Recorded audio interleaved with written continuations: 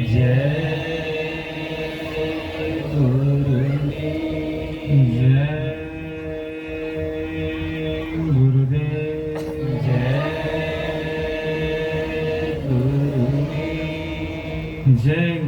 नाम किसका? प्रभु का।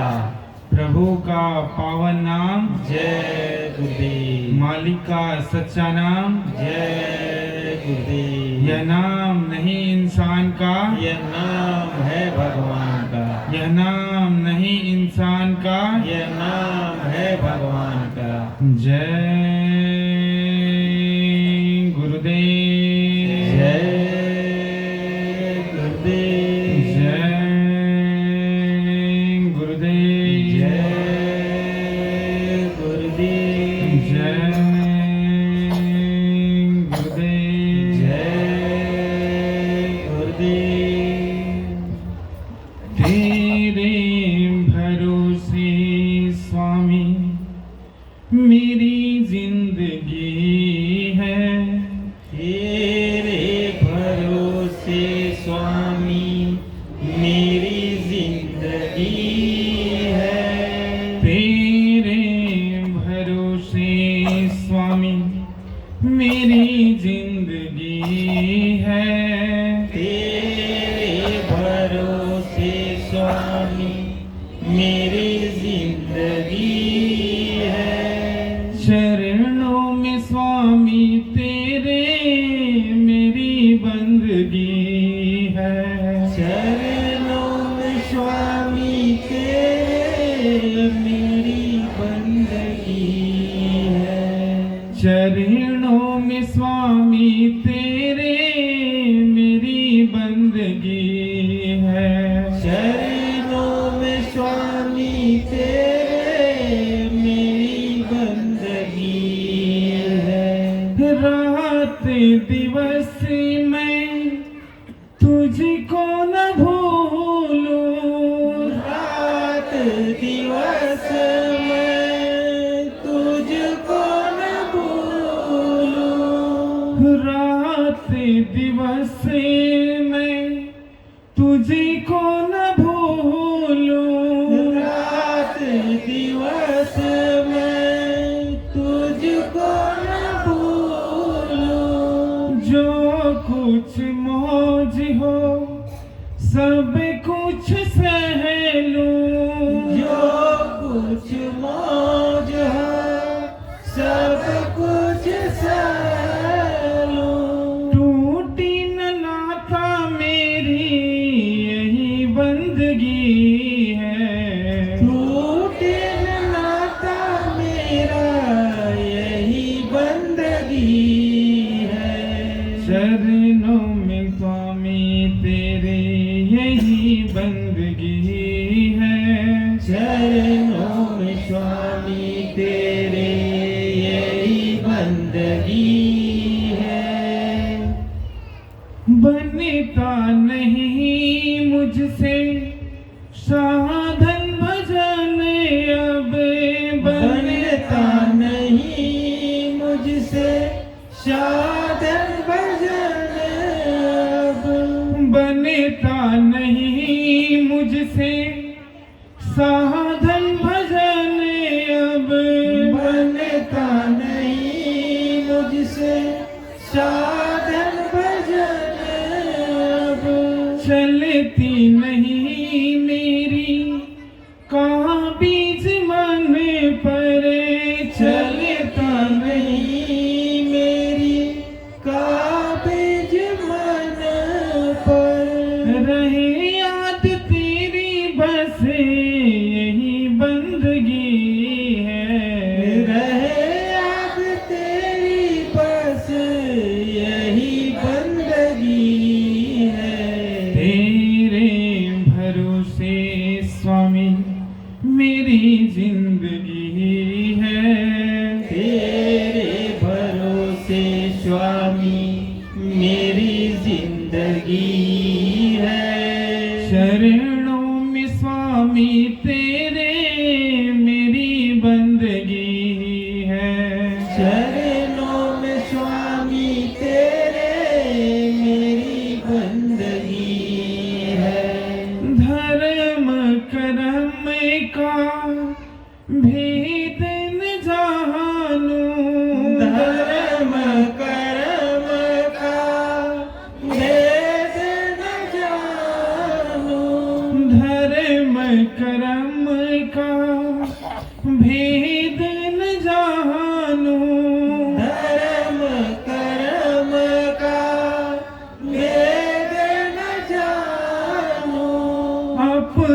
पराया स्वामी कुछ नहीं मानो, अपना पराया स्वामी कुछ नहीं मानो, अपना पराया स्वामी कुछ नहीं मानो, अपना पराया स्वामी कुछ नहीं मानो, सौंप रहा गुरु अपनी जिंदगी है, सौंप रहा गुरु जी अपनी जिंदगी है, तेरे भरोसे स्वामी मेरी जिंदगी है, तेरे भरोसे स्वामी मेरी जिंदगी है, शरणों में स्वामी तेरी मेरी बंदगी है, चरणों में स्वामी तेरे मेरी बंदगी है, चाहे तुझसे को जरिया बना ले, चाहे तुझको जरिया बनाए, चाहे तुझसे को जरिया बना ले, चाहे तुझको जरिया बनाए, नाले को चाहे तू तो दरिया बना ले, नाले को चाहे तू तो दरिया बनाए, नाले को चाहे तू तो दरिया बना ले, नाले को चाहे तू तो दरिया बनाए, बड़े बड़ों की यहाँ हस्ती मिटी है, बड़े बड़ों की यहाँ हस्ती मिटी है, तेरे भरोसे स्वामी मेरी जिंदगी है, तेरे भरोसे स्वामी मेरी जिंदगी है, शरणों में स्वामी तेरे मेरी बंदगी है, चरणों में स्वामी तेरे मेरी बंदगी है, प्रकट है रूप तेरा मैं संतों में पाऊं,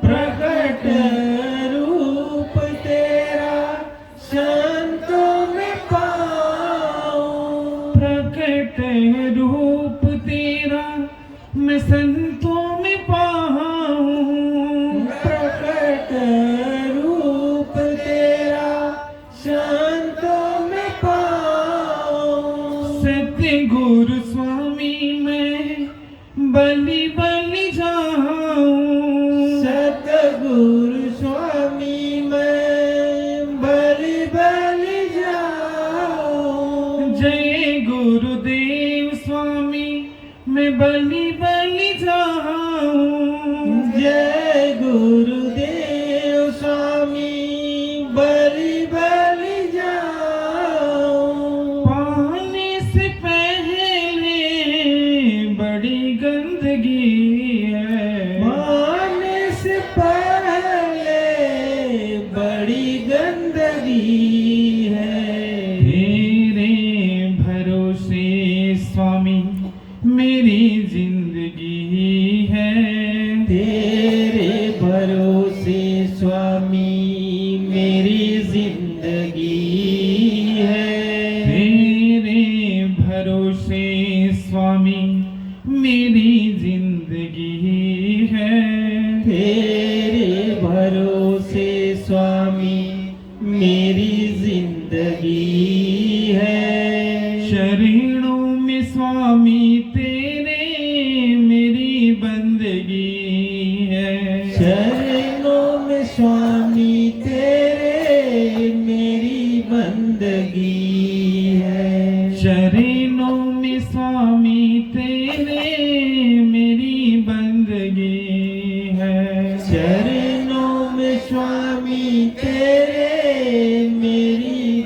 बंदगी है। जय गुरुदेव। जय गुरुदेव। जय गुरुदेव। जय गुरुदेव। जय गुरुदेव। जय गुरुदेव। जय गुरुदेव नाम किसका? प्रभु का। जय गुरुदेव नाम किसका? प्रभु का। यह नाम नहीं इंसान का, नाम है भगवान का। यह नाम नहीं इंसान का, ये नाम है भगवान का। जय गुरुदेव। जय गुरुदेव। जय गुरुदेव। जय गुरुदेव।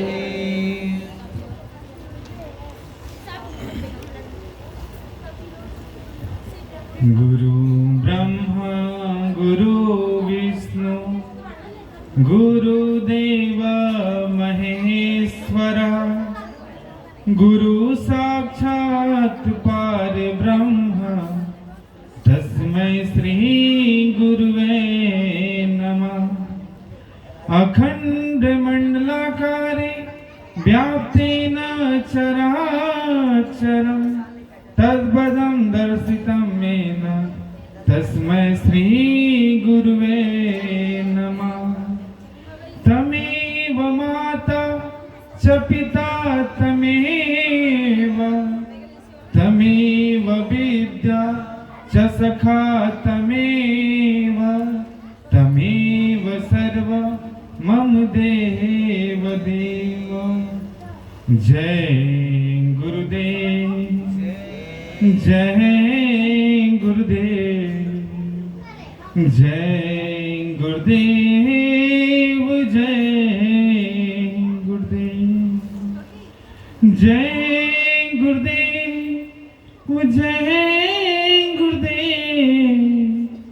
जय गुरुदेव। जय गुरुदेव। परम संत सदगुरु दयाल मेरे परम पिता परमेश्वर बाबा जय गुरुदेव जी महाराज के चरणों में मेरा अनंत कोटि कोटि प्रणाम। उनके आध्यात्मिक उत्तराधिकारी उज्जैन वाले बाबा संत उमाकांत जी महाराज के चरणों में मेरा कोटि कोटि प्रणाम। और जिनकी प्रेरणा से जो भी आज मैंने बोलना कहना सीखा है, गुरु चर्चा के बारे में जो कुछ भी जानता हूँ, और हम सबों के बड़े भैया आज जो हमारे मौजूद हैं यहाँ देवू सरकार, उनके भी चरणों में मेरा सादर जय गुरुदेव। और यहाँ पर उपस्थित मालिक की वो अनमोल जीवात्माएं जो अभी सशरीर हम सबों के बीच में आप सभी उपस्थित हैं, आप सबों के भी चरणों में मेरा सादर जय गुरुदेव।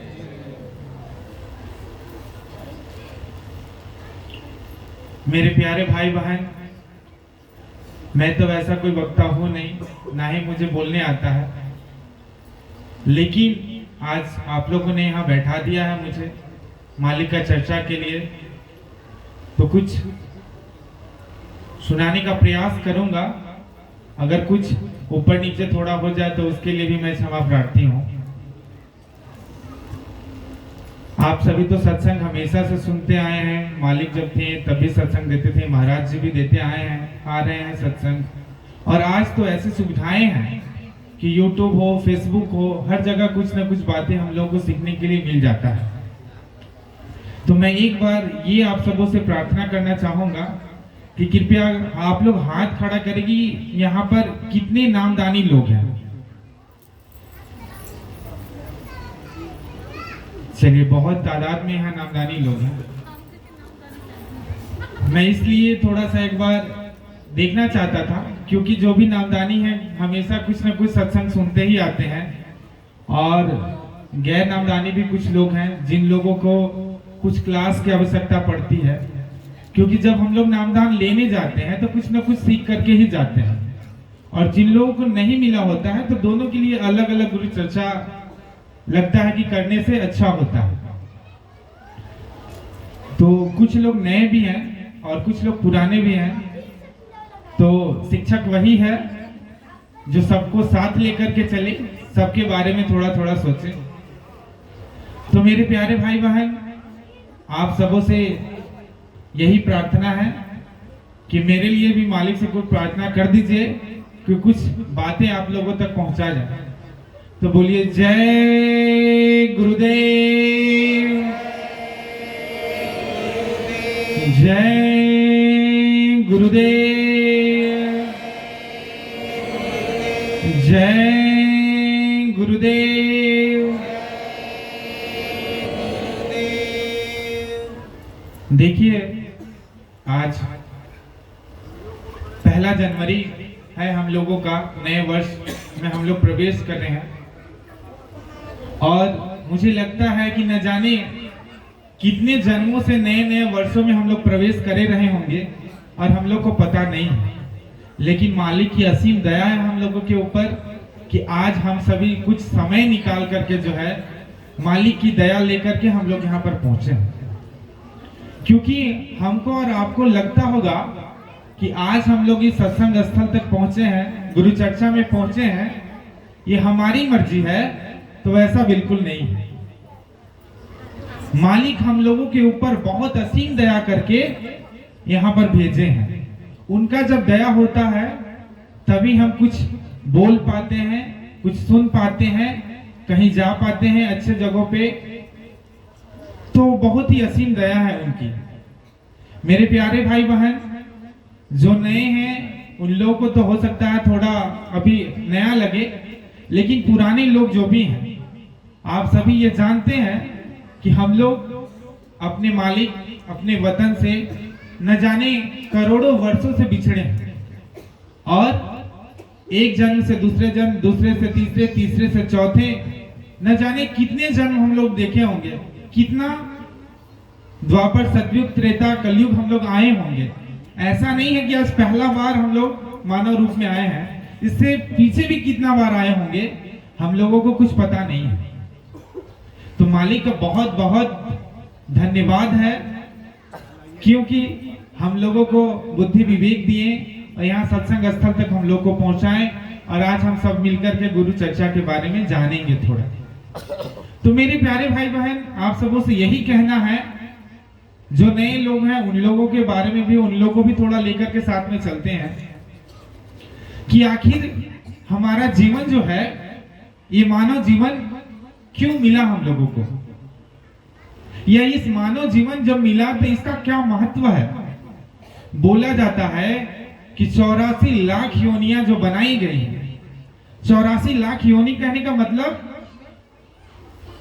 84 लाख योनि कहने का मतलब यही है कि 84 लाख जीव का तरह तरह के जीव बनाए गए हैं।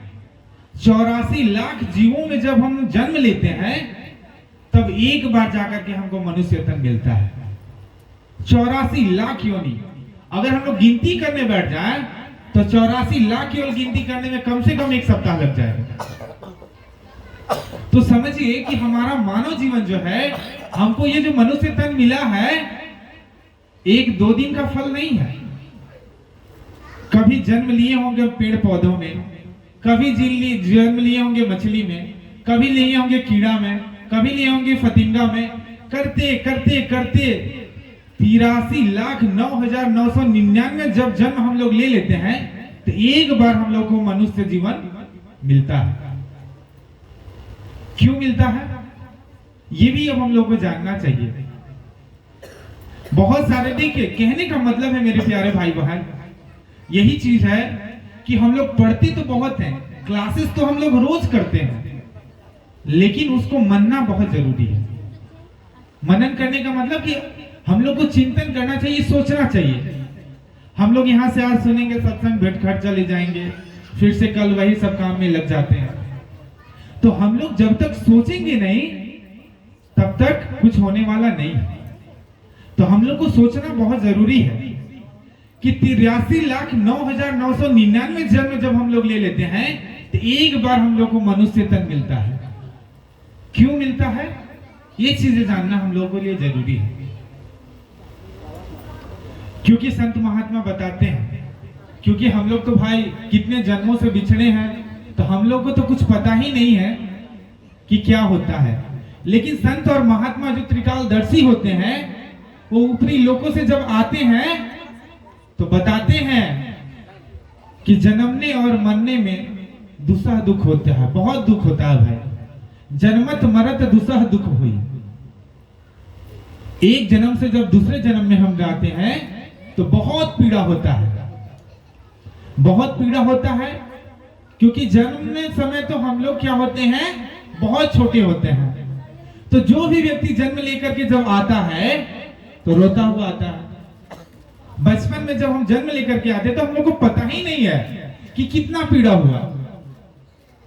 संत महात्मा बताते हैं कि करोड़ों बिच्छू जब डंक मारते हैं उसके समान हम लोगों को पीड़ा होता है जब जन्म लेते हैं। तब उसके बाद जब हम लोग का मृत्यु होता है, क्योंकि मृत्यु के बाद हम लोग चले जाते हैं, हम लोग किसी को कुछ बता ही नहीं सकते हैं, तो उस समय भी हम लोग नहीं बता पाते कि कितनी पीड़ा होता है।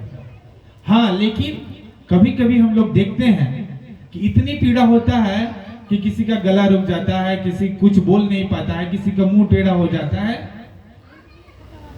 तो संत महात्मा जो त्रिकालदर्शी होते हैं वो देखते हैं कि कितना जन्मत मरत दुसह दुख हुई।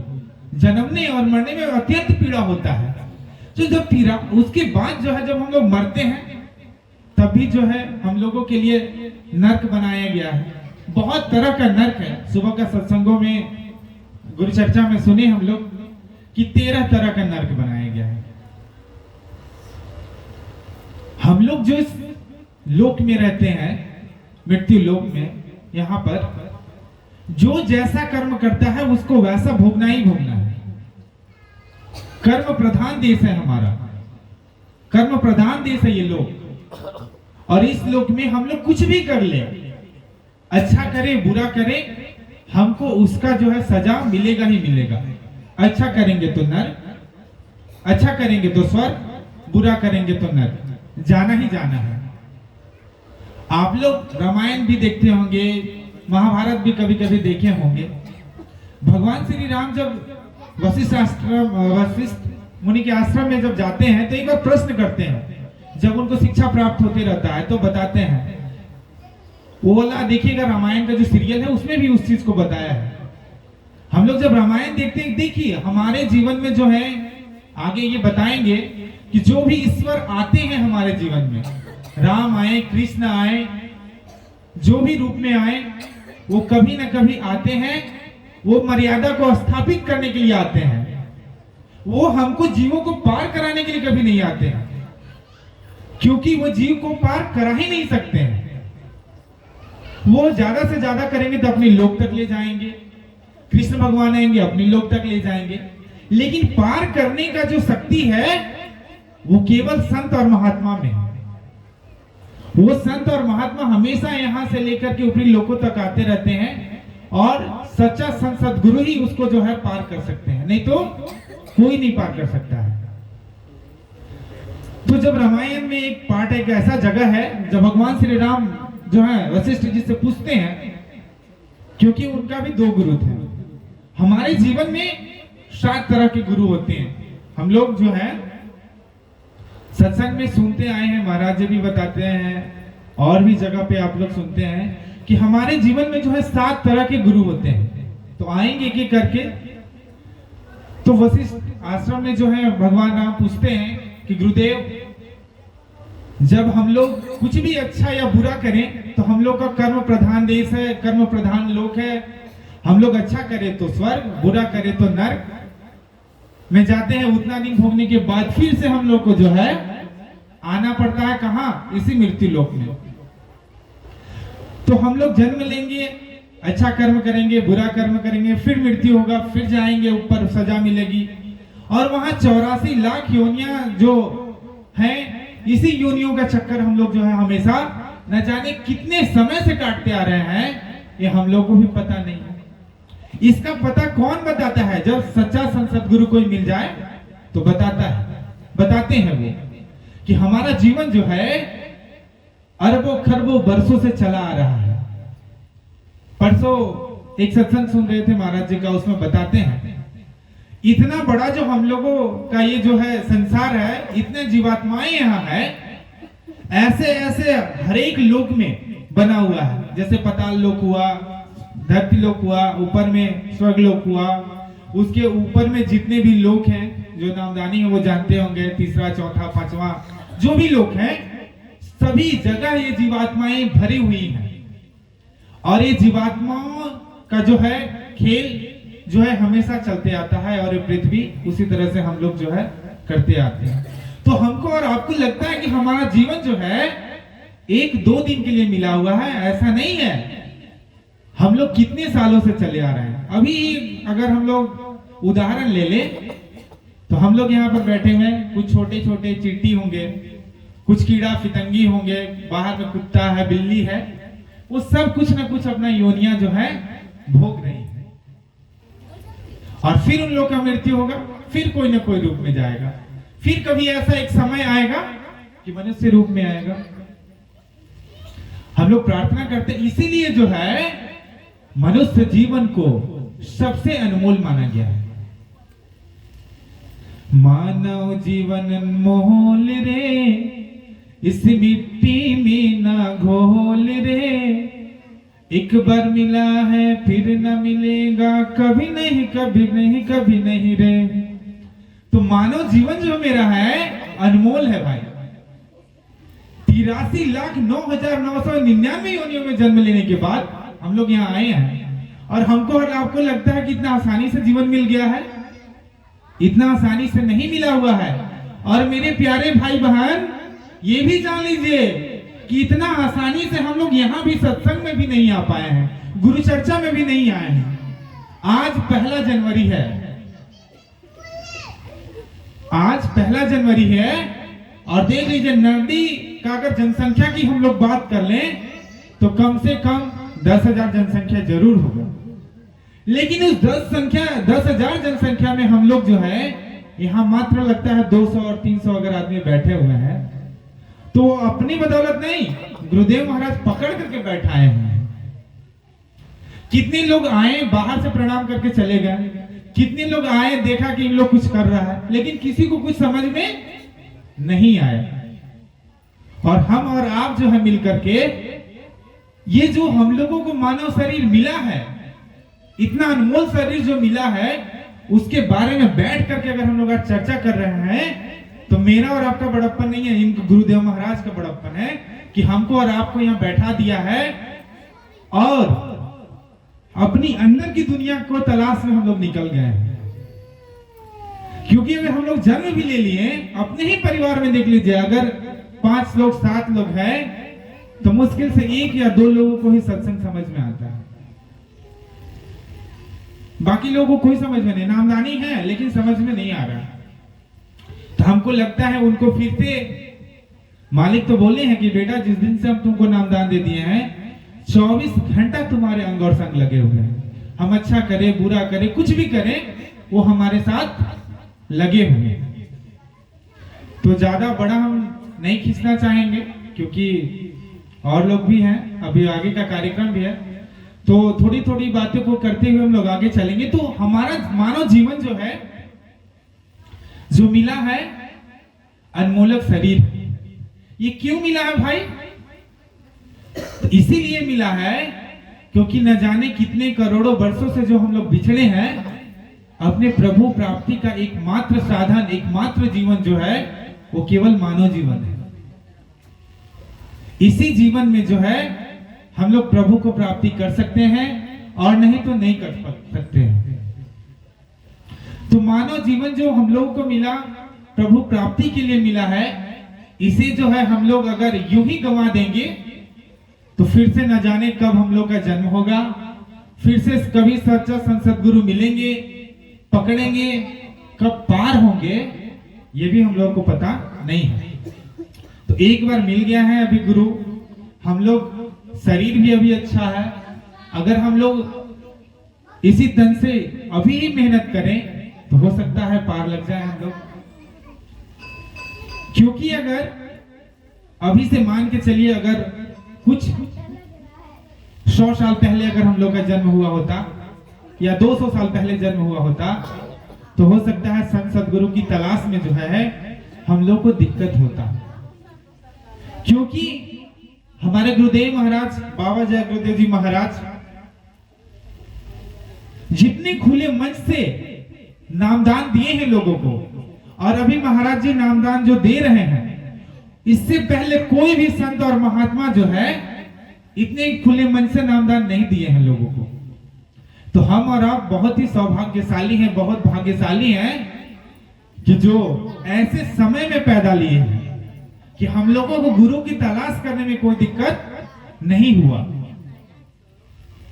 और नहीं तो गुरु को प्राप्ति करने में बहुत दिक्कतें होती है।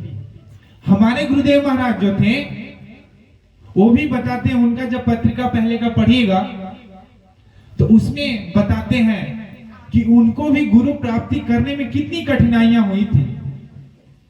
वो भी जो है सभी धर्मों के पास गए, मंदिर मस्जिद गुरुद्वारा सब जगह उन्होंने बिताया अपना जीवन को, लेकिन अंत में जब गुरुदेव उनको सच्चा संत सदगुरु नहीं मिले, क्योंकि वो अपनी माता से वादा करे थे। क्या? जब उनकी माता का माँ जी शरीर छोड़ रही थी हमारे गुरुदेव महाराज के, तो उनसे वचन ली थी कि बेटा तुम हमसे वादा करो कि तुम अपने जीवन में जो है कभी भी शादी नहीं करोगे, और दूसरा कि प्रभु को प्राप्त करोगे।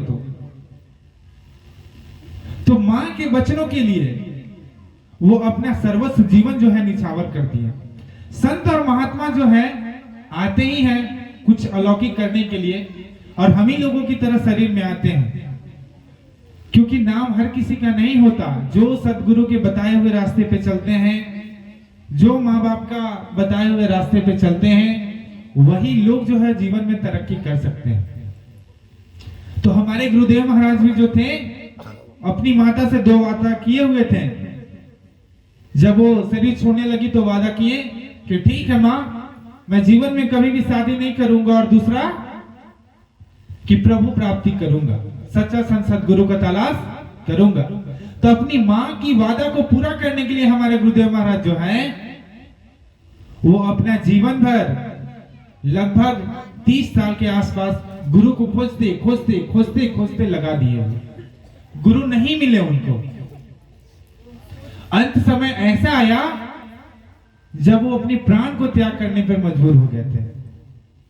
अपनी प्राणों को जो है त्यागना चाहते थे वो। क्यों?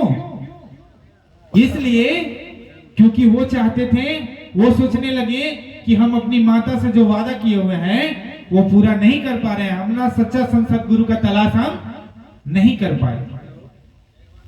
और अंत में क्या हुआ कि उनको जब वो जाने लगे अपना शरीर को त्यागने के लिए, तो एक संत और महात्मा जो है उनके सामने उनको प्रकट होते हैं और बोलते हैं कि तुम जिसके तलाश में हो जगह बताएं कि वहां पर तुम जाकर के मिलो। वो मिलेंगे, और वो उनको मिले, उनका जो दादा गुरु थे हमारे।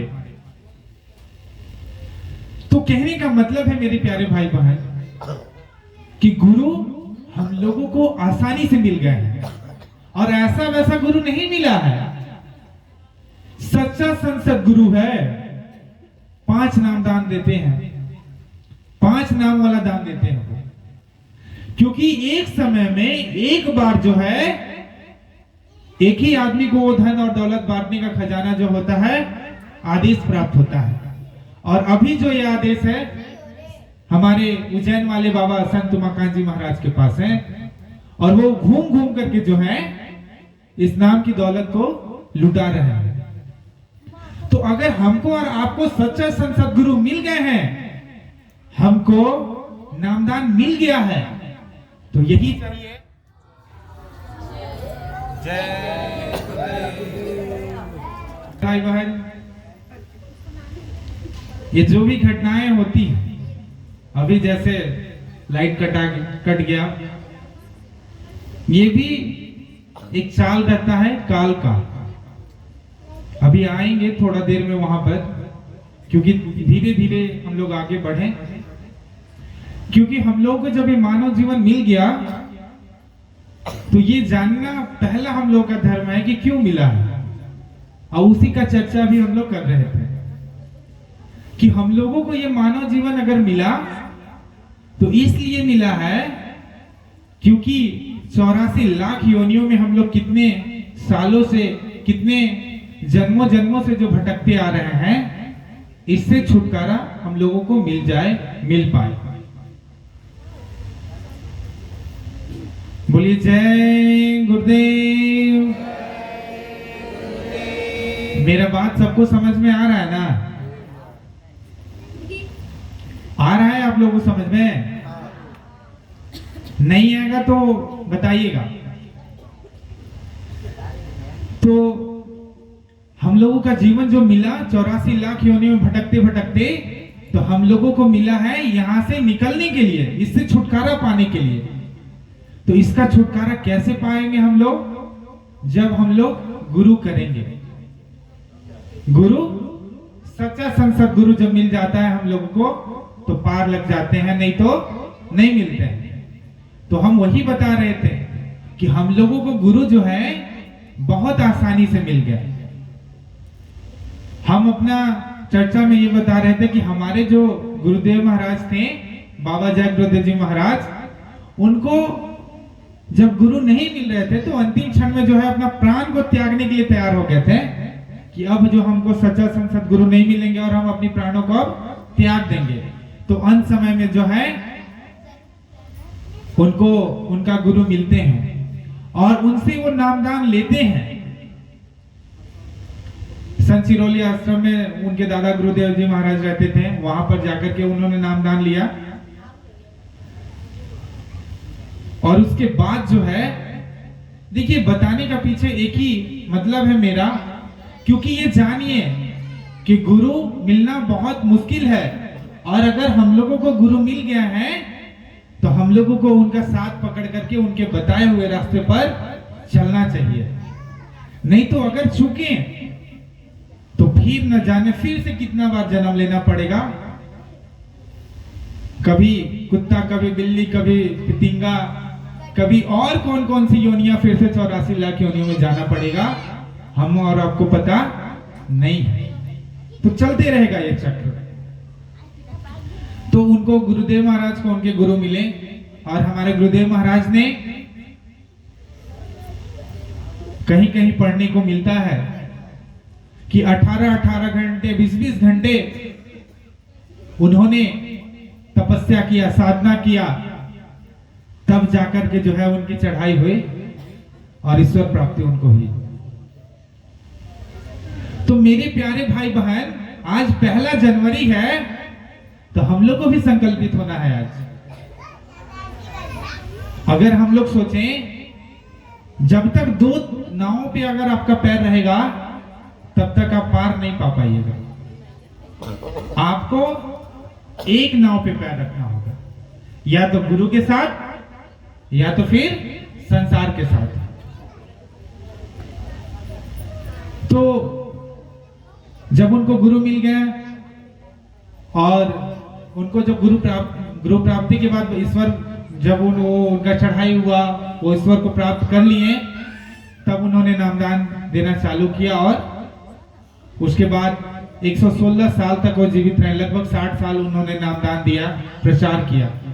उसके बाद जब वो जाने लगे तो अभी जो महाराज जी हैं उनको जो है उन्होंने आदेश देकर के गए कि नए जीवों का नामदान और पुराने जीवों का संभाल करने का जिम्मा आपको है।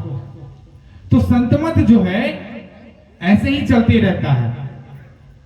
जब भी आते हैं किसी न किसी को वर्तमान समय में संसद गुरु रहते हैं, और उन्हीं के पास केवल ये अधिकार होता है कि वो जीवों को यहां से 84 लाख योनियों से निकाल करके जो है अपने लोक तक पहुंचा सकते हैं, और नहीं तो किसी को नहीं हो, और ये आदेश होता है।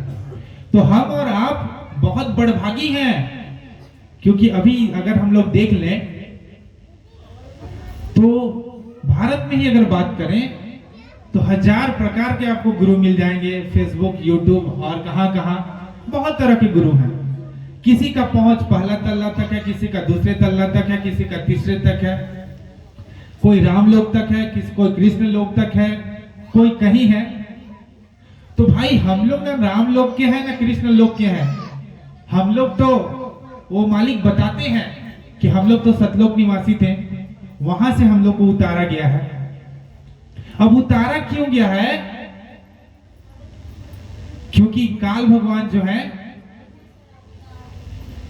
जो पहला नाम हम लोगों को देते हैं गुरुदेव महाराज, तो पहला नाम जो है उनके पुत्र हैं ब्रह्मा, विष्णु और महेश।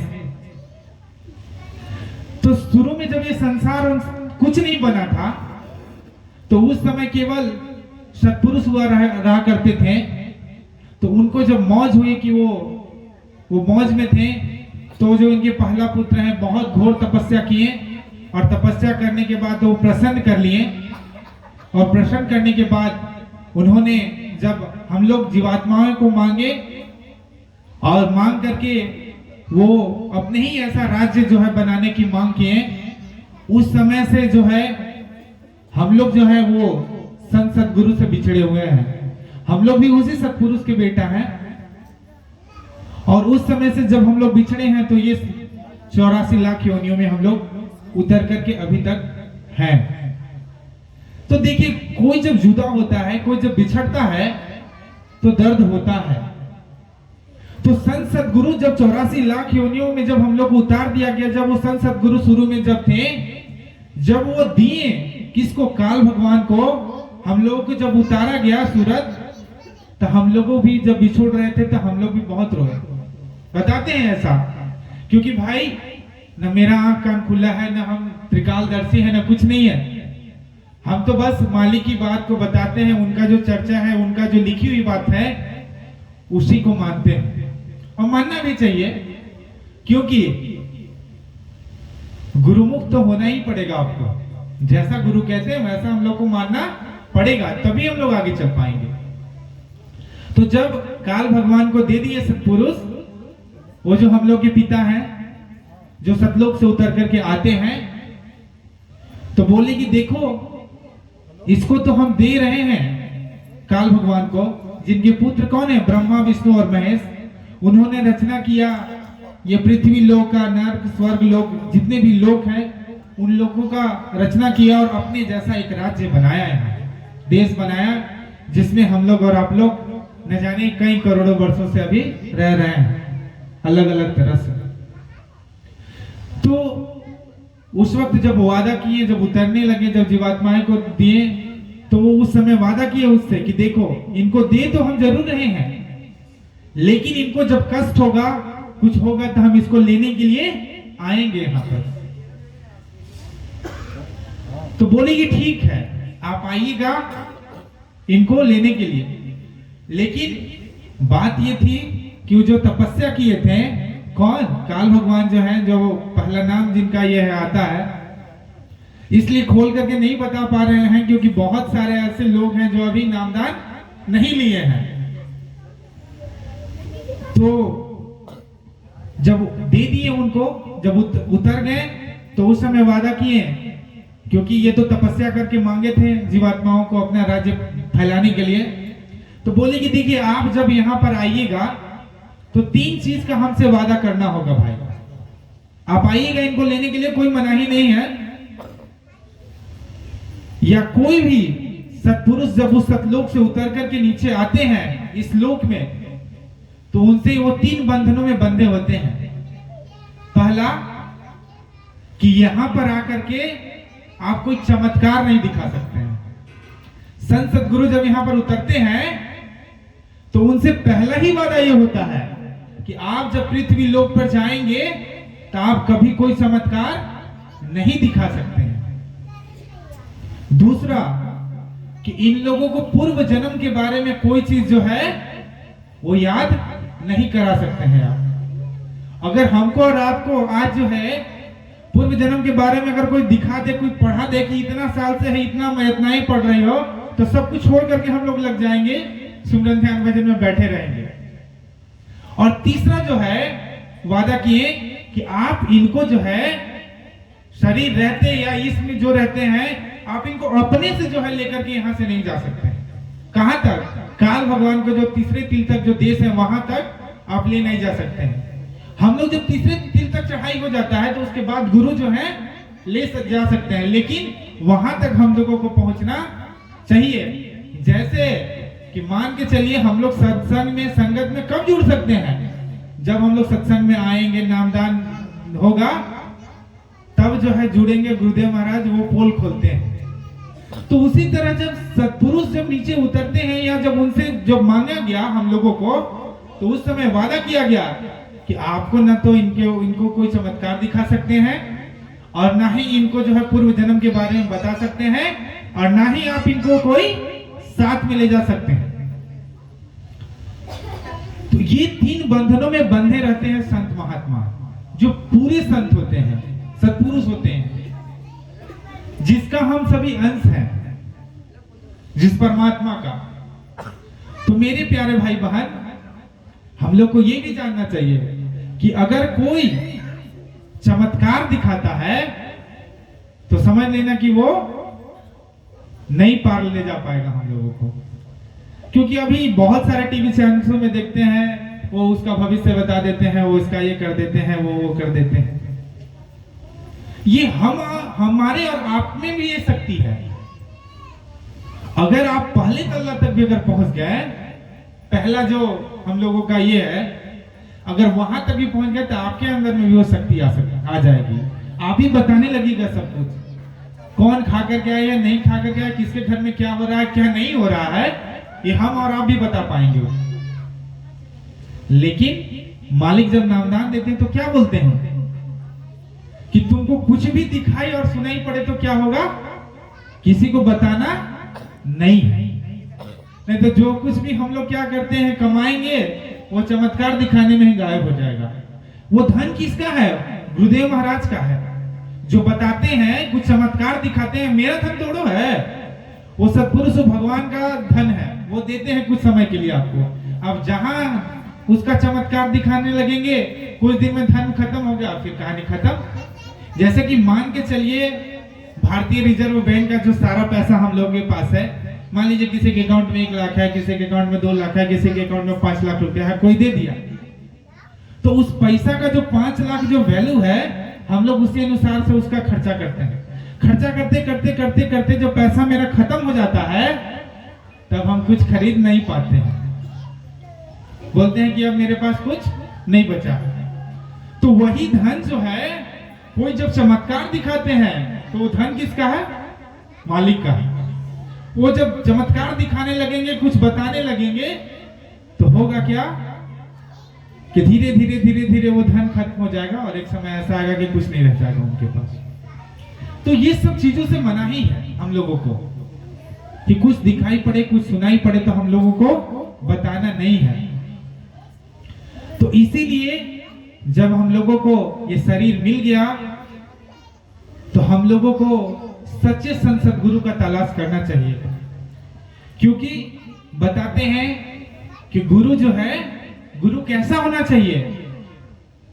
दादा सुबह सत्संग में बता रहे थे कि अंधा गुरु बहरा चेला और होए नरक में ठेलम ठेला। तो हम लोग को गुरु जो है जान पहचान करके करना चाहिए भाई, क्योंकि गुरु तो बहुत प्रकार के होते हैं। महाराज जी भी बताते हैं, संत महात्मा भी बताए हैं। एक बार पहले भी हम गुरु चर्चा में बताए थे कि गुरु हमारे जीवन में कितने तरह का है? 7 तरह का। पहला गुरु कौन है? पहला गुरु पिता और माता, जो है रक्त बीज के दाता। पहला गुरु हमारे जीवन में कौन है? जिसके सुबह सुबह सत्संग में बताए दादा कि माता और पिता जो है हमारे जीवन का पहला गुरु है। क्योंकि गुरुओं को लेकर के बहुत लोगों के मन में जो होता है संशय होता है। लोग बोलते हैं, एक तो हमारे घर में भी जो है गुरुमुख हो जाते हैं, तो वो भी बोलते हैं कि मेरा गुरु है, हम उन्हीं का पूजा करने लगते हैं। तो भाई सबका गुरु हम लोग नहीं बना सकते हैं और सब लोग इस जीवात्मा को वहां तक पहुंचा भी नहीं सकता है। तो इसलिए हम लोगों को गुरु बहुत जान पहचान करके करना चाहिए, ठोक ठठा के करना चाहिए। क्योंकि अगर एक बार अगर गलत रास्ते में निकल गए तो तो फिर से वापसी करने में बहुत समय लगता है। तो पहला गुरु पिता और माता जो है रक्त बीज के दाता, दूसरा गुरु भई वो दाई जो गर्भवास की मैल छुड़ाई। तो पहला गुरु कौन है? माता और पिता। और दूसरा गुरु उसको भी हम लोग बोलते हैं कौन? वो नाई, दाई जो होती है, जो हम लोग जब माँ के गर्भ से जब आते हैं बाहर, तो जो हम लोगों को साफ सुथरा करती है, गंदगी जो काटती है, उसको भी हमारे जीवन का दूसरा गुरु बताया गया है कि ये जो है कौन है? दूसरा गुरु है हमारे जीवन का। तीसरा गुरु ने नाम उचारा, गांव देश के लोग पुकारा। तीसरा गुरु कौन है भाई? हमारे जीवन में 7 तरह के गुरु हैं। तो तीसरा गुरु वो है जो हम लोगों का नाम रखते हैं। जैसे मेरा नाम हुआ, आपका नाम हुआ, किसी का नाम हुआ, तो जो उन लोगों का नाम रखते हैं वो भी उसका जीवन का एक गुरु है। फिर चौथा गुरु ने शिक्षा दीना, तब संसारी वस्तु चिन्हा। चौथा गुरु कौन है? हम लोग जाते हैं पढ़ने के लिए, स्कूल में पढ़ते हैं, लिखते हैं, सब कुछ करते हैं। वो हम लोगों को इसलिए बताते हैं क्योंकि हम लोगों को जीवन में जो है आगे बढ़ना है, कुछ करना है, तो हम लोग को पढ़ाई लिखाई भी जरूरत है। तो वो भी हमारा एक गुरु हो गए। अगर हम सोचेंगे कि उन्हीं गुरु का पूजा करके इस लोक से पार हो जाए तो नहीं हो सकते हैं हम लोग। चौथा गुरु ने शिक्षा दीना, तब संसारी वस्तु चिन्हा। पांचवा गुरु ने दीक्षा दीना, राम कृष्ण से सुमिरन कीन्हा। पांचवा गुरु वो गुरु है जो राम कृष्ण के बारे में जितना प्रवचन करता है, ये सब बताते हैं। जो राम कृष्ण सारे लोगों के बारे में बताते हैं, वो भी हमारे जीवन का एक गुरु है। छठवां गुरु ने संभव तोड़ा, ओमकार से नाता जोड़ा। और इस सब से जो है राम कृष्ण का जो है बारे में बताएं, इस सबसे भी एक और ऊपर गुरु होता है। बोलता कि नहीं, ये सब जो है इन लोग भी पार नहीं कर सकता। इसके ऊपर के जो गुरु हैं जो बताते हैं हम लोगों को, एक वो छठवां गुरु हो गया। और सतवां गुरु सब सद लखावा, और जहां का जीव तहां पहुंचावा। तो सातवां गुरु जो होता है वही सच्चा गुरु है, संसद गुरु है। अगर नीचे की छह गुरु में से कोई भी गुरु अगर हम लोग कर लेते हैं तो हम लोग उस लोक तक नहीं पहुंच जाएंगे, और हम लोग यही फिर से 84 लाख योनियों में हम लोग भटकते रहेंगे। तो मेरे प्यारे भाई बहन, कहने का मतलब यह है कि हम लोगों को सच्चा संत सदगुरु सत्पुरुष अभी मिला हुआ है, और हम लोगों को नामदान भी मिला हुआ है अभी। अब इतना संजोग जो है, अगर हम और आप सोचते हैं कि 2 दिन का खेला है, तो नहीं है। गुरुदेव महाराज बताते हैं कि बच्चा, जिस दिन से तुमको हम नामदान दिए 24 घंटा तुम्हारे साथ लगे हुए हैं। अगर तुम्हारा शरीर छूट भी जाता है तो फिर से तुमको शरीर मिलेगा, और फिर से तुमको कोई संत सदगुरु को पकड़ाएंगे और तुमको ले चलेंगे। तो हो सकता है हम लोग पहले भी जन्म में एक संत सदगुरु को पकड़े होंगे और उसका जन्म भी जी रहे होंगे और सच्चा संत सदगुरु को पकड़ा दिए। अगर इस बार भी हम लोग जीवन अपना व्यर्थ गंवा देते हैं तो न जाने फिर कितना और जन्म लेना पड़ेगा, हम लोगों को पता नहीं है। तो हम लोग ये समझिए कि ये जीवन जो मिला है, मानव जीवन, और ये जय गुरुदेव परिवार में जो हम लोग जुड़े, सच्चा संत सदगुरु जो हम लोग को मिला, हम लोग को नामदान जो मिल गया, ये हम लोग समझते कि इतना आसानी से हो गया, तो नहीं, ये एक संजोग बना है। गुरुदेव महाराज ऐसा रचना रचे हैं कि हम और आप यहाँ पर बैठे हैं। इसीलिए शुरू में ही बोले कि हम और आप बहुत बड़भागी हैं जो अभी मालिक की चर्चा में यहाँ पर शामिल हुए, और नहीं तो इतना आसान नहीं है। तो मेरे प्यारे भाई बहन, आप सबों से यही मेरा नम्र निवेदन है कि जो लोग नामदान ले लिए हैं, गुरु का आदेश का पालन करें, और जिन लोग नामदान नहीं लिए हैं, आप लोगों से हाथ जोड़ करके मेरी प्रार्थना है कि आप भी सच्चा संत सदगुरु का तलाश करें। इसलिए बोल रहे हैं कि बहुत गुरु हैं भाई। मेरे जय गुरुदेव स्वामी जी जो है, संत उमाकांत जी महाराज जो है सच्चा संसद गुरु है। ये प्रमाण हम लोग जो है परीक्षा लिए हैं तब जाकर के माने हैं। यहाँ पर जितना भी लोग बैठा हुआ है, जो भी नामदानी है, कोई ना कोई हमेशा परीक्षा लिया है भाई। तो जो नामदान नहीं लिए उन लोगों से यही आग्रह है मेरा कि आप भी परीक्षा ले लीजिए जय गुरुदेव नाम का।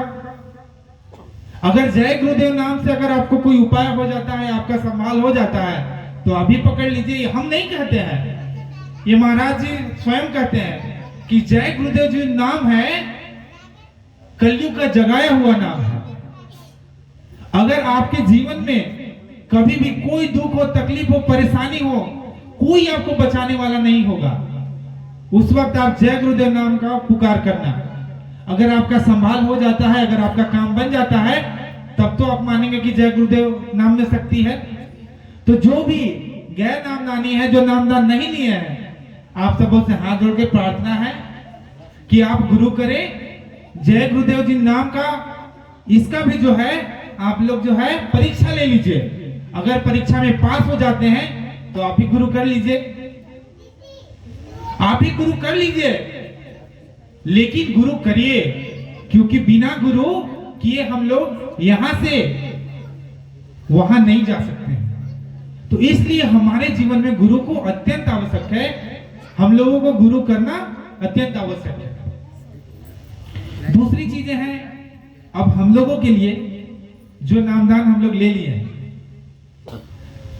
गुरु जब हम लोग को नामदान ले लिए, हम लोग को गुरु जब मिल गए, तो हम लोग को चाहिए भाई कि गुरु भक्ति करना। गुरु भक्ति क्या है? गुरु का आदेश का पालन। गुरु का आदेश का पालन ही गुरु भक्ति है। और नहीं तो हम लोगों को कुछ नहीं हो पाए। तो गुरुदेव महाराज कोई बहुत बड़ा चीज तो मांगे नहीं, ना बहुत बड़ा चीज करने के लिए हम लोगों को भी कुछ नहीं बोले। वो तो यही बोले कि बेटा तुम जो है, जब तुमको रास्ता मिल गया तो 1 घंटा सुबह 1 घंटा शाम हमको समय दो, जय गुरुदेव नाम का प्रचार करो, सुमिरन ध्यान भजन सत्संग के साथ साथ प्रचार करो, इस नाम को आगे लेकर के जाओ। यही गुरुदेव महाराज कहते हैं हम लोगों को, यही करना भी चाहिए। तो आज 1 जनवरी जो है 2024, इस 9 वर्ष में हम लोग संकल्पित हो कि हम लोगों को जो है, जो साल चला गया वो तो चला गया, जो अभी आया है उसमें जो है हम लोग गुरुदेव महाराज को जो है बताए हुए वचनों पे चले, संकल्पित हो जाए हम लोग। क्योंकि सुमिरन ध्यान भजन सत्संग और जो प्रचार है यही आदेश है। और समय समय पर संत सद्गुरु जो है आदेश देते रहते कि हमको क्या करना चाहिए। इसलिए आदेश देते हैं कि हम लोग जो है सेवा नहीं कर पाते हैं भाई। हम लोग को जितना चाहिए उतना सेवा सुमिरन ध्यान भजन करके उतना नहीं समय दे पाते हैं। सुमिरन के लिए जब हम लोग बैठते हैं, मन कहीं और रहता है, तन कहीं और है, तो केवल माला कर लेते हैं, ध्यान लगता ही नहीं है वहां पर। ध्यान में जब बैठते हैं, ध्यान यहां लगाते हैं, हम लोगों का मन जो है पूरा देश घूमते रहता है। भजन में भी बैठते हैं, 10, 15, 20 मिनट के बाद मन करता है कि चलो उठते हैं, बहुत काम है, तो बनता ही नहीं है हम लोगों का। आखिर बनेगा भी तो भाई कैसे बनेगा? क्योंकि देखिए हम लोगों ने सत्संग बहुत सुना और सुनते आए हैं और सुनते रहेंगे भी, लेकिन उस चीज को मनन करना होगा, मनन करना होगा, चिंतन करना होगा। क्योंकि जैसे जैसे हम लोग समय बढ़ते जा रहा है, हम लोगों को जो है, प्रत्येक व्यक्ति को जो है 96 करोड़ श्वासों का पूंजी जो है मिला हुआ है। कितना मिला हुआ है? 96 करोड़। और 21,600 बार जो है प्रतिदिन हम लोग श्वास के पूंजी जो है खत्म करते जा रहे हैं। मान के चलिए मेरे बैंक में जो है 1 करोड़ बैलेंस है और उसी 1 करोड़ बैलेंस को जो है हम धीरे धीरे धीरे धीरे धीरे धीरे धीरे खत्म करते जा रहे हैं। तो एक ऐसा दिन आएगा जब मेरे पास सब पैसा खत्म हो जाएगा। अर्जित नहीं कर रहे हैं हम लोग, केवल खत्म कर रहे हैं। तो इसलिए जो है हम लोगों को श्वास का जो पूंजी है प्रतिदिन 21,600 बार हम लोग खत्म करते जा रहे हैं। तो श्वास का पूंजी जिस दिन खत्म हुआ उस दिन हमको और आपको सबको शरीर को छोड़ करके जाना है, ये सब हम लोग जानते हैं। तो जितना वक्त चला गया वो तो चला ही गया, लेकिन जितना जो बचा है अब इसमें जो है मालिक को याद करें। क्योंकि जो साधक होता है वो श्वास का पूंजी का जो है इस्तेमाल अच्छे तरह से कर सकता है। जब हम लोग सुमिरन ध्यान भजन में होते हैं तो हम लोग का सबसे कम श्वास का पूंजी उस वक्त खत्म होता है। ये हम नहीं कहते हैं, बहुत सारे जगह पर आपको धर्म ग्रंथ में ये लिखा हुआ मिल जाएगा। हम लोग का सबसे ज्यादा श्वास का पूंजी कब खत्म होता है? जब हम लोग सोते हैं। जितना ज्यादा सोते हैं उतना ज्यादा जो है हम लोग का श्वास का पूंजी जो है खत्म होता है। इसीलिए देखिएगा ऋषि मुनि संत महात्मा जो होते हैं बहुत कम वक्त सोते हैं। बोला गया कि संत और महात्मा 4 घंटे का नींद उन लोग के लिए काफी होता है। 4 घंटे सो करके उन लोगों का नींद पूरा होता है। उससे जो नीचे होते हैं 6 घंटा सोइए। तो हम लोग को जो है श्वास का पूंजी कैसे बचाना है? संत महात्मा को देखते हैं कि बहुत सालों तक जीते हैं वो, क्योंकि श्वास की पूंजी को उन लोग बचाते हैं। तो हम लोग जब सोते हैं तो सबसे ज्यादा खत्म होता है। जब हम लोग सुमिरन ध्यान भजन में होते हैं तो सबसे कम श्वास का पूंजी जो है हम लोग का खत्म होता है। तो हम लोग को ज्यादा से ज्यादा जो है समय सुमिरन ध्यान भजन में देना चाहिए। अगर अभी नहीं चेते तो फिर ये जो समय है निकलते जाएगा हम लोगों का और धीरे धीरे धीरे जो है खत्म हो जाएगा। अब भाई सुमिरन ध्यान भजन क्यों नहीं बनता है ये भी जान लीजिए। जैसा मेरा अनुभव कहता है, क्योंकि हम लोग जो है जिस चीज के बारे में ज्यादा सोचेंगे वही चीज हम लोगों के बाद सोने के बाद बैठने के बाद वही चीजें ज्यादा दिमाग में आता है। हम लोग के ज्यादा समय कहां बिताते हैं? अपने काम पर। भाई जरूरी भी है, जीवन है, निर्वहन है, परिवार बच्चा को चलाना है, भरण पोषण करना है, तो काम जरूरी है। दूसरा मोबाइल पे अभी का जो समय जिस तरह का बन गया है, ज्यादातर समय हम लोग कहां देते हैं? मोबाइल पे। तीसरा चीज कहां है? दूसरे का चुगली करने में। ये भी बात है।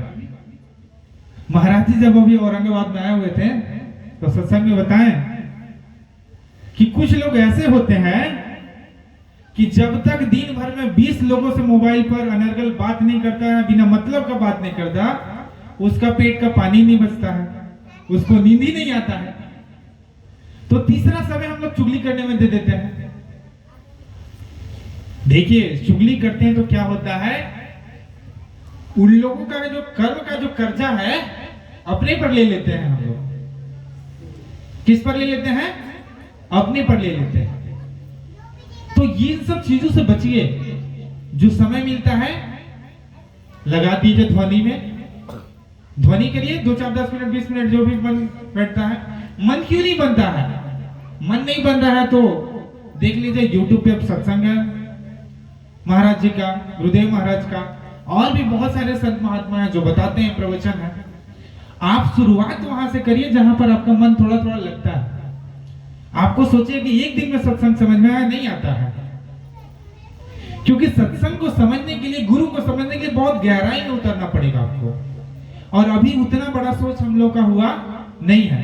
अगर आपका मन रामायण सीरियल में लगता है तो वहीं लगाइए, लेकिन उसके चरित्र से अपने जीवन में सीखिए। आपका किसी को प्रवचन सुनने में मन लगता है, वहीं पर लगाइए। धीरे धीरे धीरे धीरे आपका मन जो है एक दिन सत्संग में जरूर लगेगा। तो जो भी वक्त मिलता है, जो भी समय मिलता है, आप उसको मोबाइल में जो देते हैं, मोबाइल देखिए, मना नहीं है, लेकिन मालिक का भजन देखिए, प्रार्थना देखिए, तो धीरे धीरे धीरे धीरे जो मन है, क्योंकि देखिए ये जीवन को बदलने के लिए एक शब्द काफी है, एक चोट अगर लग जाए तो क्या होगा, आपका पूरा जीवन बदल सकता है। हम तो सच्चा प्रेम गुरु से कर ही नहीं पाए हैं अभी तक। जिस दिन गुरु से सच्चा प्रेम हो जाए, कुछ नहीं दिखता है, हकीकत है ये चीज। अगर किसी लड़का किसी लड़की को प्रेम हो जाता है एक दूसरे से, तो दिन न दिखता है, न रात दिखता है। अगर शमशान घाट में भी मिलने के लिए उसको बुला दिया जाए, तभी वहां चला जाएगा, बिना माँ बाप को बताए हुए। ये विरह जिस दिन अपने मालिक, अपने पिता से मिलने के लिए आपके अंदर में हो जाएगा, उस दिन आपको गुरु से मिलने से कोई नहीं रोक पाएगा। तो प्रेम तो हम कर ही नहीं पा रहे हैं। और प्रेम होगा कैसे? जब गुरु के बारे में हमेशा मनन करेंगे, सोचेंगे। जो भी अपना समय दे रहे हैं हम अपना व्यवसाय के लिए, काम के लिए, जो भी समय बचता है उसको गुरु में लगाइए।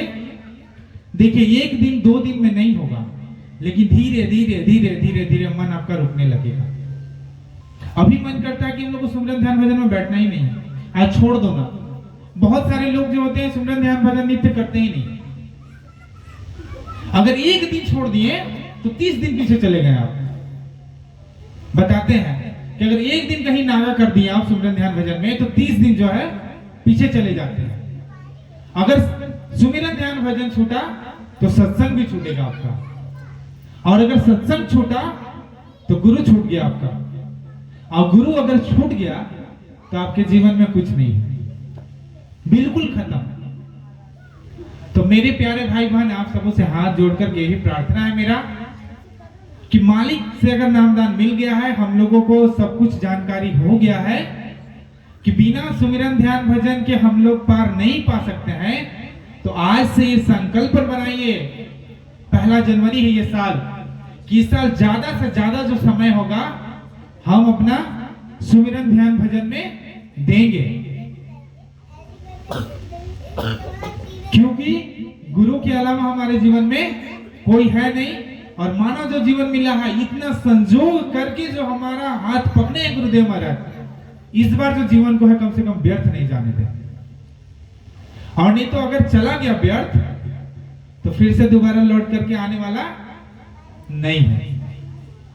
फिर हमको कब ना पता चला जन्म मिलेगा नहीं मिलेगा, कैसे रहेंगे, उस वक्त संसद गुरु कितना मुश्किल होगा मिलना, हम लोग को नहीं जानते। इसीलिए जो है इस नए वर्ष में हम सभी संकल्पित हों कि हम लोगों को जो है सुमिरन ध्यान भजन करना चाहिए। दूसरा चीज है कि हम लोग जो है गुरु आदेश का जो है पालन सही तरीके से नहीं कर पाते हैं। उसका एक कमी ये भी है कि हम लोग चिंतन सही से नहीं कर पाते हैं। अगर कोई कुछ बोल दे, कोई कुछ कर दे, तो उसको देख करके नहीं, अपने आत्म मनन करने का आवश्यकता है हम लोगों को। आप इस चीज को तभी पढ़ पाइएगा, तभी समझ पाइएगा, जब ज्यादा से ज्यादा समय जो है आप इस लाइन में दीजिएगा। होता है ना कि अधूरा ज्ञान जो होता है बहुत ही नुकसानदायक होता है। अधूरा ज्ञान जो है बहुत ही नुकसानदायक है, इसलिए कभी भी अधूरा ज्ञान पे नहीं रहे। आपका जो दिल में है, जो मन में है, जो भी अच्छा बुरा प्रश्न आता है, मालिक से पूछिए, उसका जवाब आपको अंतर में मिलेगा। आपके मन में जो भी प्रश्न चल रहा होगा, हर एक चीज का प्रश्न मिलेगा। जब सुमिरन ध्यान भजन में बैठते हैं तो पूछिए उनसे, किसी भी तरह का आपको अगर डाउट होता है तो, क्योंकि वो जो है बाहर नहीं है, हमारे अंदर में है। अंदर कहने का मतलब हम और आप जितने भी नामदानी हैं सब जानते हैं कि दोनों आंखों के बीच में जो ये बैठा हुआ है, ये तीसरे दिल में, यहाँ पर हमारा जीवात्मा है। और हम लोग को कमाई जो है यहाँ से अंदर का करना है, बाहर का नहीं करना है। और अभी तक हम लोग कमाई किसका कर रहे हैं? बाहर का। इसलिए वो अंदर में कुछ दिखाई नहीं और सुनाई नहीं पड़ रहा। हम लोग बैठे हुए हैं दिल्ली वाले ट्रेन में और कोशिश कर रहे हैं कि रांची पहुंच जाए, तो ऐसा नहीं होगा। हम लोग को उतरना होगा अंदर में, सही ट्रेन पकड़ना होगा। टिकट तो गुरुदेव महाराज दे दिए हैं, ट्रेन में बैठा दिया है, लेकिन भाई कम से कम बैठिए तो। हम लोग क्या करते हैं, गाड़ी में बैठते हैं, फिर उतर के भाग जाते हैं, फिर गुरुदेव महाराज पकड़ के बैठाते हैं, फिर उतर जाते हैं। कहने का मतलब है कि जब हम लोग सुमिरन ध्यान भजन यहाँ से सत्संग में करके जाते हैं, घर में बहुत अच्छा बनता है। 2 दिन 4 दिन करने के बाद है फिर से मन जो है ऐसा लगता है कि हम लोग नहीं बैठे। तो क्यों ऐसा करता है? क्योंकि हम लोग प्रतिदिन सुमिरन ध्यान भजन नहीं कर पाते हैं। कर्म कर्जा जो है, दूसरे का लेन देन जो है चढ़ने लगता है। ये जो लाइन है मेरे प्यारे भाई बहन, संत मत और आसान राह नहीं है। ये आपको एक संत की उपाधि प्राप्त होगी आप जब वहां पहुंच जाइएगा। तो एक जीवात्मा को लेकर के वहां जाना है मालिक की दया से, तो इतना आसान राह नहीं है। लेकिन गुरु सब आसान कर देते हैं।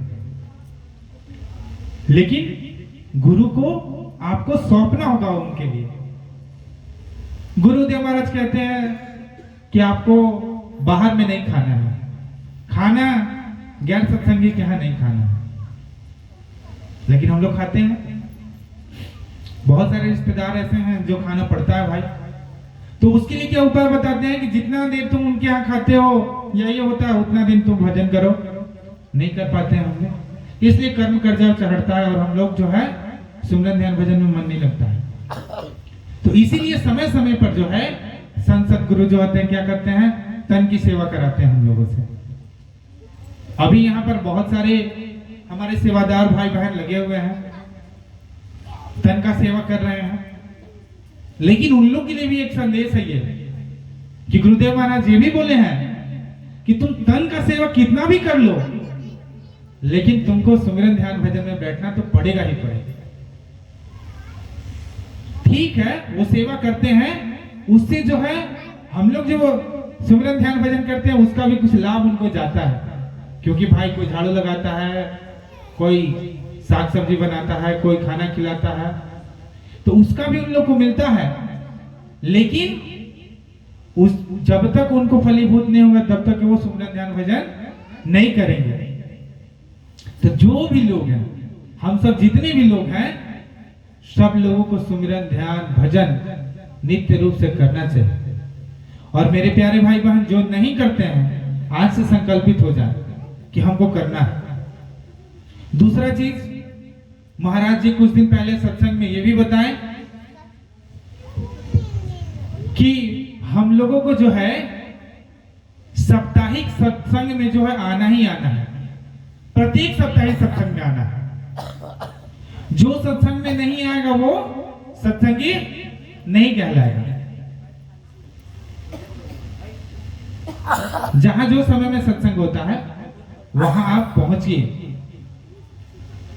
प्रत्येक रविवार को, या जिस सप्ताह में जो दिन जहां पर होता है आप लोग जाइए। इसलिए बोले कि सुमिरन ध्यान भजन जो नहीं बनता है, आप जब समूह में करते हैं तो गुरु का दया होता है। क्योंकि बताया जाता है कि गुरु ही संगत है और संगत ही गुरु है।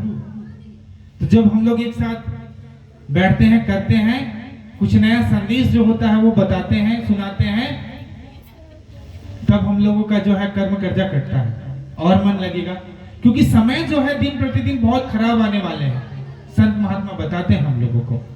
तो उस खराब समय से अगर बचना है तो हम लोगों को लगे रहना है गुरु के आदेश पे, गुरु के वचन में, गुरु लाइन में जो है। तो इसलिए मेरे प्यारे भाई बहन आप सबों से प्रार्थना भी है ये कि आप लोग संकल्पित हो जाएं और सुमिरन ध्यान भजन नित्य करिए, गुरु को याद करिए। एक छोटा सा एक कहानी सुनाते हैं क्योंकि अब समय भी हो चला है। तो बोलिए जय गुरुदेव, जय गुरुदेव।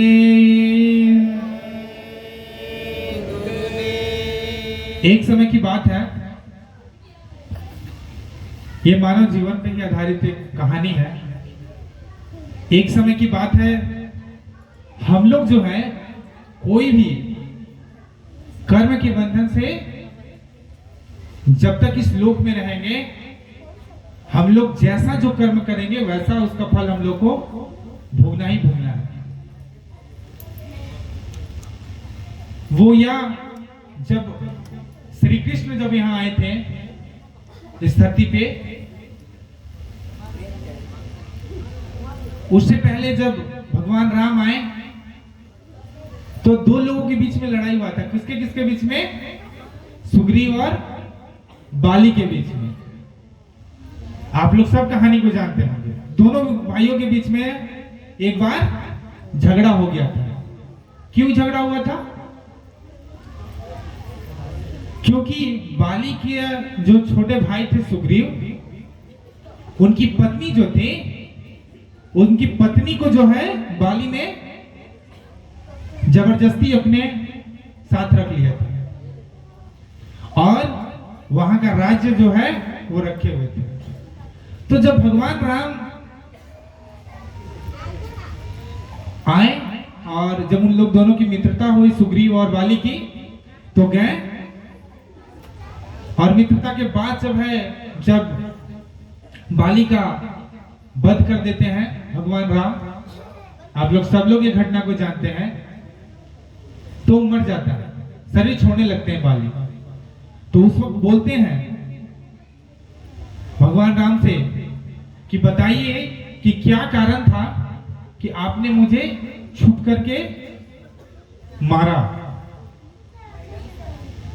आप तो मर्यादा पुरुषोत्तम श्री राम कहलाते हैं, मर्यादा पुरुषोत्तम श्री राम कहलाते हैं।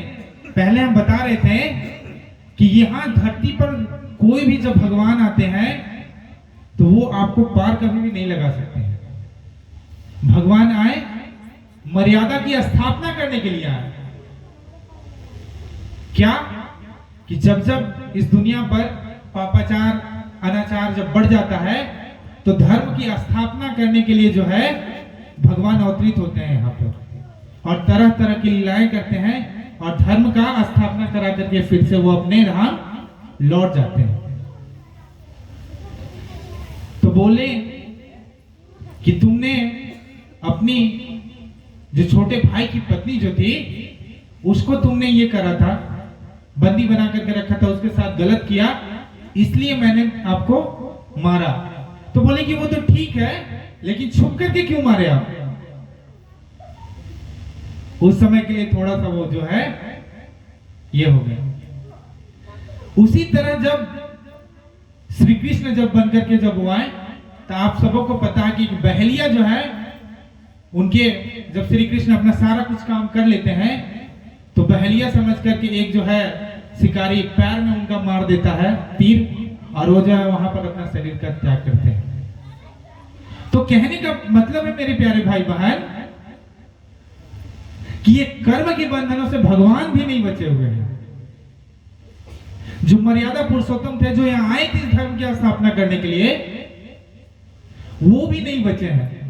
तो हम और आप सोचते हैं कि बच जाएंगे कर्म के बंधन से, कोई नहीं बच सकता है। हमको और आपको सबको जो है जैसा कर्म करेंगे वैसा उसका सजा होगा ही होगा। तो इसीलिए इस चीज को अगर कोई जलाता है, कोई मिटाता है, तो वो सच्चा सदगुरु है, वो मिटा सकता है। इस सारे बंधनों को तोड़ करके वापस ले करके जाते हैं वो। तो इसलिए हम लोगों को गुरु करना चाहिए। तो एक समय की बात है, छोटा सा एक कहानी है, उसके बाद खत्म करते हैं। एक समय हुआ ये कि भगवान शिव जो था, भगवान शिव जो महादेव जिनको हम लोग कहते हैं, अपने पर्वत पे जो थे वो बैठे हुए थे और 3 जीव जो थे बहुत ही खुशी में कहीं से आ रहे थे ऊपर लोगों से उन लोग। तो धीरे धीरे धीरे धीरे जब आने लगे तो देखिए कि बहुत सी प्रसन्न मुद्रा में उन लोग आ रहे हैं। तो वहां पर जो नंदी है, उनके साथ जो नंदी बैठी रहती हैं, आप लोग जानते हैं कि जहां विष्णु जी का मंदिर रहता है कि नंदी रहती है। तो नंदी पूछी कि भगवान ये बताइए इन लोग तीनों जो है प्राणी कौन कौन था? पहला गधा था, गधा। दूसरा जो था वो कुत्ता था, और तीसरा कौन था? उल्लू था। तीनों जो थे बहुत ही प्रसन्न होकर के चले आ रहे थे। तो आने लगे, आते आते आते क्या हुआ कि देखे कि तीनों बहुत प्रसन्न मुद्रा में जब आ रहे हैं वापस, तो उस वक्त नंदी पूछती कि बताइए भगवान, इन लोग प्रसन्न है, इतना खुशी खुशी क्यों आ रहा है, यहाँ से आ रहा है, आ रहा है। तो भगवान बोले कि बता दे तुमको। तो बोले कि हाँ बता दीजिए। तो बोले कि देखो इन लोग तीनों प्रसन्न मुद्रा में क्यों आ रहा है, इन लोग ब्रह्मा जी के पास से आ रहा है। ब्रह्मा जी जो है इन लोग को बोले कि शुरुआत में सभी का 40 वर्ष आयु था। कितना था? 40 वर्ष। तो 40 वर्ष आयु था। तो गधा बोला कि ब्रह्मा जी से, उस समय मनुष्य भी वहां थे, 4 लोग थे। तो गधा बोला कि भगवान हम तो गधा हैं, 40 वर्ष का आयु बहुत बड़ा आयु होगा मेरे लिए, और हम जो है क्या काम करते हैं, हम पर जो है बोझा डाल करके मालिक जो है बहुत हमसे काम करवाता है। तो ये बताइए कि 40 साल तक हम ढोते रहेंगे, बहुत परेशान हो जाएंगे। ऐसा करिए कि कुछ उपाय करिए, मेरा जो है आयु को कम कर दीजिए। तो ब्रह्मा जी बोले कि बताइए, यहाँ पर तुम्हारे अलावा 3 लोग और हैं, एक मनुष्य है, एक गधा है, एक घोड़ा, एक कुत्ता है, एक और उल्लू है। तो गधा से पहले पूछे। तो बोले कि पूछ लो तीनों लोग में से, जो तुम्हारा आयु को लेना चाहता होगा उसको आधा आयु दे देंगे। तो मनुष्य वहीं पर था। तो मनुष्य भाई चालाक आदमी, तो बोला कि अच्छा आप लोग में से कोई जो है मेरा आधा आयु अगर लेना चाहते हैं तो ले लीजिए। तो आदमी था, बोला कि अच्छा ठीक है, हमको दे दीजिए। तो आधा आयु ब्रह्मा जी जो है उस गधा का आधा आयु किसको दे दिए? मनुष्य को। तो गधा के पास कितना बचा? 20 वर्ष का आयु बचा। 20 वर्ष में वो शरीर को छोड़ देता। उसी तरह जो है अब आया कुत्ता की बारी। तो बोला कि भगवान मेरा भी 40 वर्ष का आयु है, हम भी हैं जो मालिक के घर में रहते हैं, भोगते रहते हैं, रखवाली करते रहते हैं। क्या होगा कि अगर ऐसे लोग मारते भी रहता है, कभी कभी खाने को भी नहीं मिलता है, तो मेरा भी जीवन बहुत कष्टकारी है भगवान, अगर आप चाहें तो मेरा भी आधा आयु कम कर दीजिए। तो बोले कि देखो इन लोग तीनों में से पूछ लो, अगर कोई लेना चाहता है तो आधा आयु उसको ही दे देंगे हम। तो पूछा, फिर मनुष्य बोला कि ठीक है, तो 20 वर्ष हमको ही दे दीजिए फिर। तो आदमी का आयु कितना हो गया? 80 वर्ष। 20 वर्ष गधा का और 20 वर्ष कुत्ता वाला।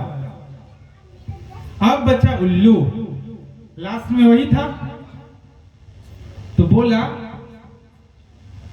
कि भगवान 40 वर्ष का आयु जो है मेरे लिए भी बहुत बड़ा आयु है, हम क्या करेंगे इतना बड़ा आयु लेकर के भाई। तो आप ऐसा करिए कि आधा आयु जो है मेरा भी दे दीजिए किसी को। तो वो बोले कि तुम ही पूछ लो कि अगर कोई तुम्हारा आधा आयु लेना चाहता होगा तो हम उसको दे देंगे। तो फिर पूछा आपस में, कोई नहीं लिया। तो मनुष्य से पूछा, तो बोला कि ऐसा है, दे दो हमको आधा आयु। अब मनुष्य का आयु हो गया 100 साल, और इन लोग तीनों लोगों का आयु कितना हो गया? 20-20 साल। तो वही उन लोग का आयु जो है उसका कर्म कर्जा हम लोग भुगते हैं। 40 साल तक जो होता है बड़ा अच्छा जिंदगी हम लोग बिताते हैं भाई, पूरा शरीर अच्छा चलता है, काम वाम सब लोग हम लोग अच्छे से करते हैं, घर परिवार। 40 से 60 जो पहुंचते हैं वही गधा वाला हम लोग का स्थिति हो जाता है। क्या बेटी का शादी देना है, बेटा को पढ़ा करके इंजीनियर बनाना है, तो बेटा को पढ़ा करके हम लोगों को कुछ बनाना है, तो उसके लिए नौकरी चाकरी करने के लिए है, उसका एकदम जो है हम लोग ढोते रहते हैं गधा की तरह जिंदगी। 40 से 60 साल, शुरू से 40 साल तक तो बड़ा मौज मस्ती में हम लोग गुजार देते हैं, किसी को कुछ समझते ही नहीं।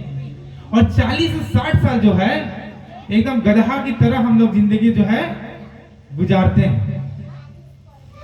उसके बाद क्या हुआ, थोड़ा और शरीर डाउन होता है,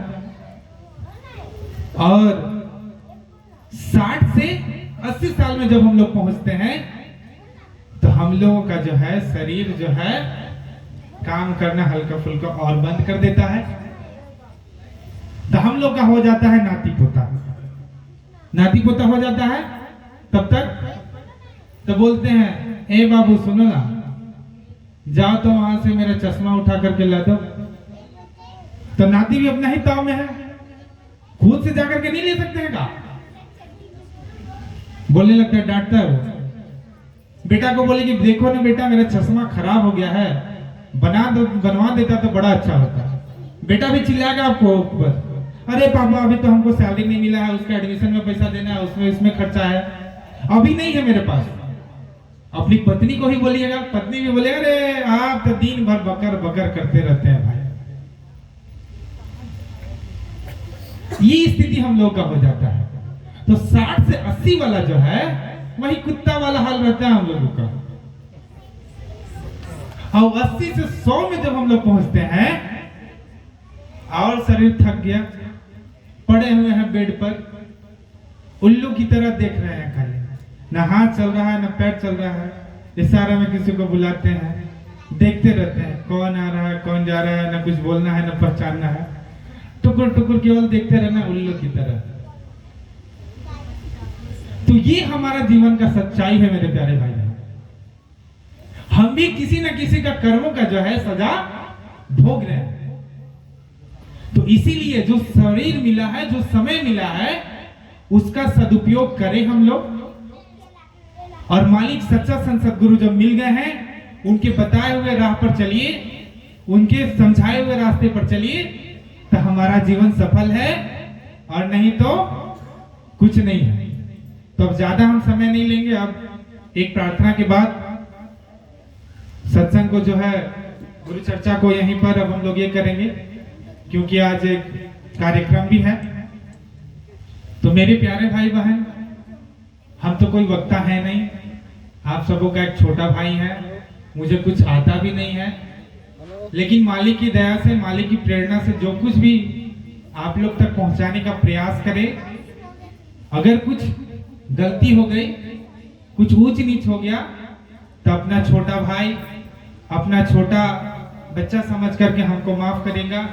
बोलेंगे जय गुरुदेव, जय गुरुदेव, जय गुरुदेव। एक छोटा सा प्रार्थना हम लोग करेंगे, उसके बाद जो है में क्या लेकर तू जाएगा, क्या लेकर तू आया जग में, क्या लेकर तू जाएगा, सोच समझ ले रे मन मूरख, आखिर में पछताएगा। सोच समझ ले रे मन मूरख, आखिर में पछताएगा। क्या लेकर तू आया जग में, क्या लेकर तू जाएगा, सोच समझ ले रे मन मूरख, रखे आखिर में पछताएगा। सोच समझ ले रे मन मूर्ख आखिर में पछताएगा। इस दुनिया के ठाट बाट में क्यों बंदे तू भूला है। इस दुनिया के ठाट बाट में क्यों बंदे तू भूला है। धन संपत्ति मान प्रतिष्ठा पाकर के तुम भूला है। धन संपत्ति माल खजाना यहीं पड़ा रह जाएगा। सोच समझ ले रे मन मूर्ख आखिर में पछताएगा। सोच समझ ले रे मन मूर्ख आखिर में पछताएगा। भाई बंधु मित्र प्यारे मरघट तक संग जाएंगे। क्या है, जितने भी हमारे मित्र हैं भाई बंधु सब लोग हैं कहां तक जाएंगे, मरघट तक, मतलब शमशान घाट तक। उससे आगे जाने वाला कोई नहीं है मेरे प्यारे भाई बहन, उससे आगे जाने वाला कोई नहीं है। जिस पत्नी से हम इतना प्रेम करते हैं, जिस भाई जिस बच्चे से इतना प्रेम है हमें, कोई नहीं हमारे साथ जाने वाला। ये तो सब यहीं क्या है, यहीं पर खत्म होंगे। तो वही बोलता है कभी कि भाई बंधु मित्र प्यारे मरघट तक संग जाएंगे। स्वार्थ के दो आंसू देकर लौट लौट घर आएंगे। कोई न तेरा साथ चलेगा, काल तुझे भी खाएगा। हम भी सोच समझ ले रे मूर्ख आखिर में पछताएगा। कंचन जैसी काया तेरी तुरंत जलाई जाएगी। कंचन जैसी काया तेरी तुरंत जलाई जाएगी। जिस नारी से स्नेह करे तू वो भी देख डर जाएगी। जिस पत्नी से इतना मोहब्बत है, इतना प्यार है, अगर आज हम शरीर छोड़ दें, कल अगर उसका सपना में भी आ गया मेरे प्यारे भाई बहन, तो तुरंत चल जाएगी वो ओझा गुनी के पास कि ये तो सपना में आ रहा है। तो ये हकीकत है हमारा इस शरीर का, इस मानव जीवन का। हमारा फंसे हुए इसमें तो कोई नहीं है। इसीलिए गुरु संत सदगुरु बताते हैं कि बच्चा कोई नहीं है तुम्हारा, तुम जो है सच्चा संत सदगुरु के राह पर निकल गए तो निकल जाओ, नहीं तो कोई नहीं तुम्हारे जीवन में आने वाला। जिस नारी से स्नेह करे तू वो भी देख डर जाएगी। एक मास तक याद रखेगी, भीड़ तू याद न आएगा। सोच समझ ले रे मन मूर्ख आखिर में पछताएगा। सोच समझ ले रे मन मूर्ख आखिर में पछताएगा। राजा रंग के पुजारी पंडित सबको एक दिन जाना है। किसको? राजा, रंग, पुजारी, पंडित सबको एक दिन जाना है। अरे भगवान यहाँ पर आए, वो चले गए, हमारे गुरुदेव महाराज आए, वो शरीर छोड़ दिए, तो हमको और आपको लगता है कि यहीं रहेंगे? कभी नहीं रह पाएंगे। तो इसीलिए मेरे प्यारे भाई बहन, आप सबसे प्रार्थना है कि हमारे भी सांसों की पूंजी धीरे धीरे खत्म होते जा रही है। मालिक जो हम लोगों को संदेश दिए हैं, जो धन दिया है, उस धन की कमाई करें और मालिक के जो है रास्ते में लगे रहें। महाराज जी जो बताएं उसके रास्ते में लगे रहें, तभी हमारा कल्याण हो पाएगा, और नहीं तो नहीं हो पाएगा। राजा, रंग के पुजारी पंडित सबको एक दिन जाना है।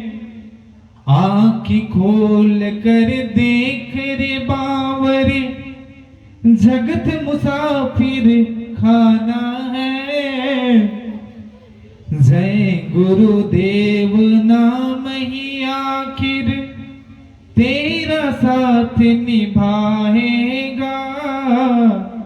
सोच समझ ले रे मन मूर्खे, आखिर में पछताएगा।